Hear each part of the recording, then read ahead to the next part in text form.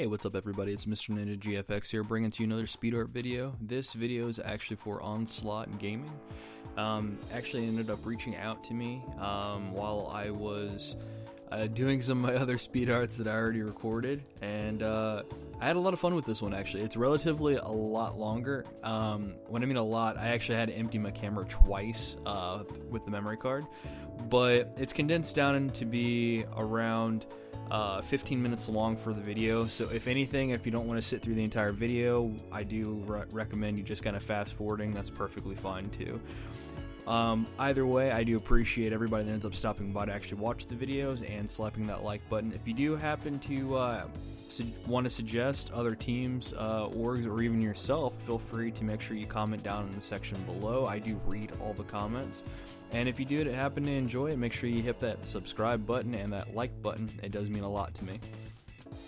So back into the video here. So what I'm starting off with, for anybody that has not seen any of my other previous speed art videos, I start off with the image that I'm going to be using, that I ended up using or grabbing a piece of transfer paper and then put it over top and then end up outlining the entire logo that I want.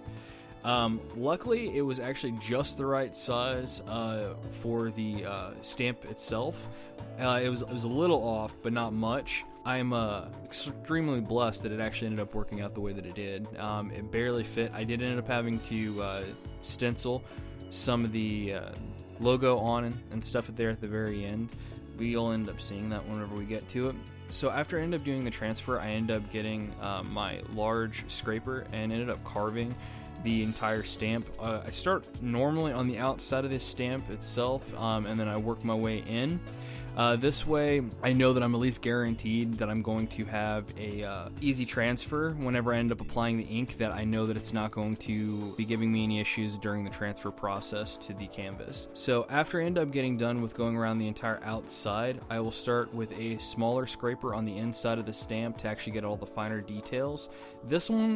This painting itself was actually a lot easier than the other ones that I'm going to be releasing here shortly.